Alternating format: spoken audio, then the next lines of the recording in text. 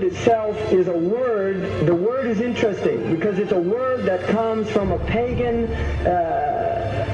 Hollywood is the holy wood, and it was the wood that the magical wands were made out of in the pagan sorcery, magic.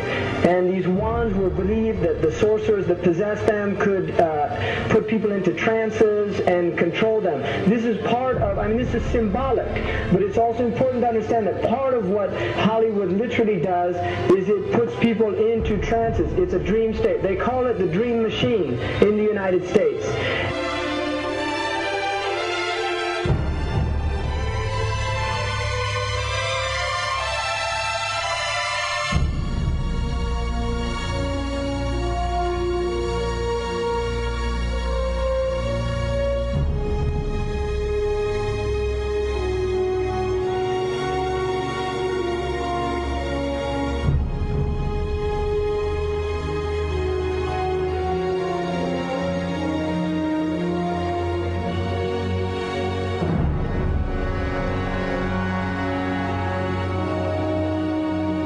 Creates fantasies for people. It puts people into these things. Now, one of the things is interesting that in the part of what's done in movie theaters, in darkened rooms where people watch television, is literally a trance state that occurs. What's called suspended state of disbelief. You enter into a state, you suspend your disbelief and enter into a state whereby you begin to believe what you internally realize is imagination.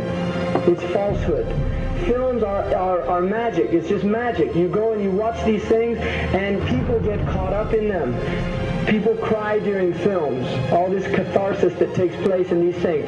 Many of the films, and this is an important element in the control mechanism, is literally allow people to go and have certain type of catharsis as a purging experience, which Aristotle talks about the necessary element. One of the necessary elements of tragedy is to create this cathartic experience. And this is why a lot of the films, especially also news and things like this is why news is very important in this culture. Everybody watches the news. They have this tragic, cathartic experience of watching the tragedies of others and then feeling safe and complacent in their own experience of this suspended state of illusory well-being. So these are very intricate and sophisticated methods. Now, I think it's dangerous, although there are elements, there's concerted efforts that take place, there's also a lot of people that have similar worldviews that aren't necessarily working together in concerted efforts.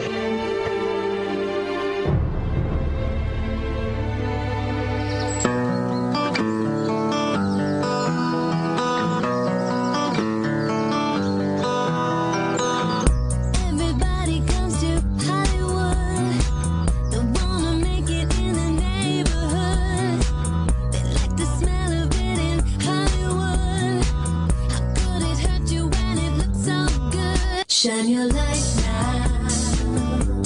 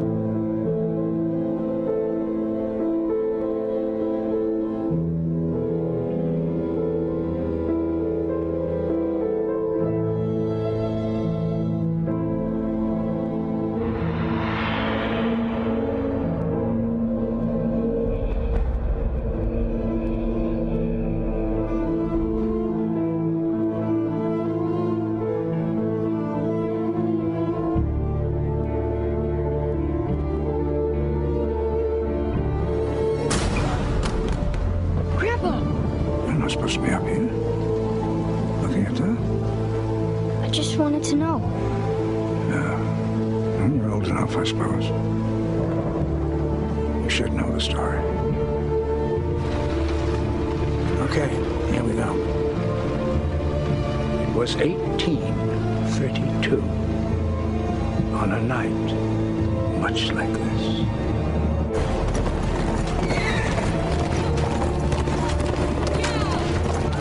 Charles Carroll was the last surviving signer of the Declaration of Independence. He was also a member of a secret society known as the Masons, and he knew he was dying.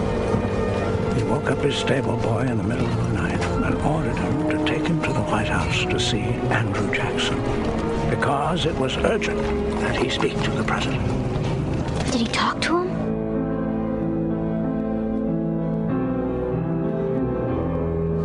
No, he never got the chance.